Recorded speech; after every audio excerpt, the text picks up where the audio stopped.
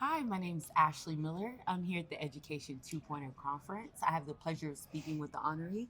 Can you please introduce yourself and tell us a bit about your business? Sure. So my name's Dr. Donna Vallese. I lead Inspiring Leaders LLC. I'm also a director of learning and continuous improvement in Green, New York. And in my business, Inspiring Leaders, I coach and support instructional leaders so that they can better support and get the most out of their staff and their teachers to then get better outcomes out of students. And in attendance of the Education 2.0 conference and receiving recognition for your business and the efforts being made, how do you feel and what's your experience been like so far? So I'm actually feeling pretty good about this. The conference has been energizing. It's actually been really great to be in a room full of like-minded people who want to revolutionize education in the same ways that I do. We've been talking a lot about competency-based learning and engaging students in a different way and preparing them for a future that we can't even envision right now. Our schools are way behind the eight ball, and we have been for a long time. The pandemic really demonstrated that, and now that we're kind of in a place where we're able to be back to normal, well, we've pretty much gone back to normal. Glad to hear that. So, what led you down the path of creating your career in education? Well, since the time I was in kindergarten, I knew I wanted to be a teacher. I Wow. used to go down in the basement at my grandparents and write on the chalkboard and bring home all my papers from school and play school. And there were a couple of people in my family who really inspired me. There weren't other educators really in my family, so I was really the first one. But I had um, my father, who I just always wondered, like, what would have happened if someone had taken this really intelligent man under their wing, shown him just how much he could accomplish. Like he could be literally solving some of the world's most challenging engineering problems today because he's that intelligent and just he was a hellion, in school. Um, and then you take someone like my brother, who I used to help him study, and he would study and study and study and study, and then go to school and not pass a test and come home deflated. But I knew he knew the answers on that test. And so I used to think there's got to be another way. It's not intelligence that's keeping him back. He knows the information.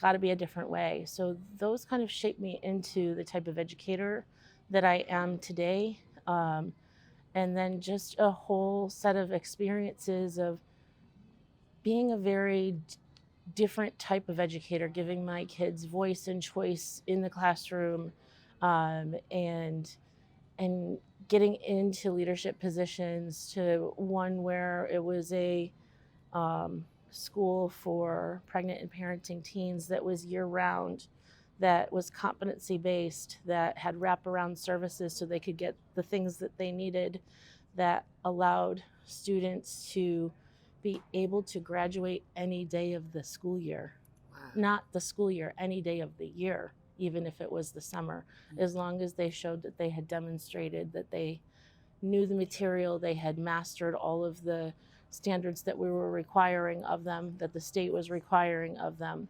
And so we were no longer putting kids into a box. I love And, that. and that is what we need more of in education. And, and so that's really what I'm pushing for. It's so great to hear that. And with the audience members watching this, how can they connect with you online and help support the efforts that you're making and the changes that you're making within education? So I think we have to support the changes. I think we have to keep conversations going. We have to let people at the local level, people at the state level, people at the federal level know what we're looking for. We have lawmakers and decision makers at all levels making decisions about education, and they're not educators.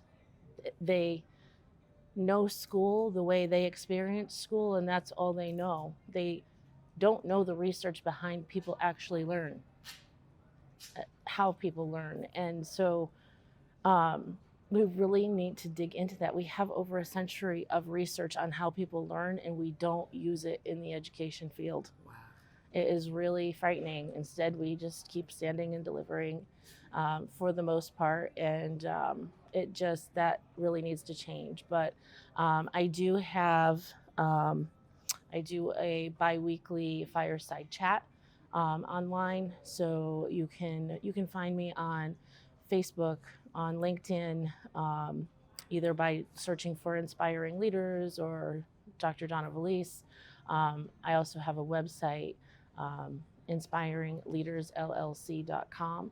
I have a place where you can sign up for, on that website, where you can sign up to get on a list where I will send out notifications of opportunities for being published and opportunities to join the fireside chats and sign up for those things, and just join the conversation. We need to somehow create a movement that is going to push things forward. I'm currently collaborating with a publisher and a special ed director down in Texas, who we're creating a book series called Ed Matadores. And so, as you may know, a matador is a bullfighter, and there's someone who are, killing the bull, and it's not so much about killing the education system as it is transforming it, right? And it's a fine dance that has to happen just like a bullfighter dances in the ring with the bull. And so what we want is to get multiple educational leaders who have taken even a small part of this enormous system and have been able to be successfully change it and have had some outcomes, to write a chapter, be published in the book, and then we'll have a collection of stories, of evidence of why we need to shift education, that we can go to Congress, we can go to the education department at the federal level and say, these are things we need to do. We're in trouble. I love that so much. Well, thank you so much for the shift, for your dedication to the education field, and for the audience members watching. You guys have just received a lot of knowledge, a lot of gems, and once again, thank you for your time. Thank you so much. I appreciate it.